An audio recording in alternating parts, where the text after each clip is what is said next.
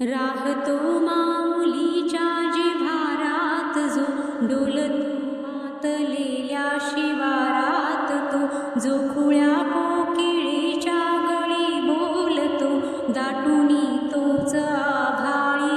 थंबतो नाचवे वीज जो त्या नभाच्या उरी होई काठी कधी आंधळ्याच्या करी घेऊनी लाट येतो किनाऱ्यावरी तोल साऱ्या जगाचा ही तो सावरी राहतो तो मनी याजनी जीवनी एका पाशानी तो सांग मावल का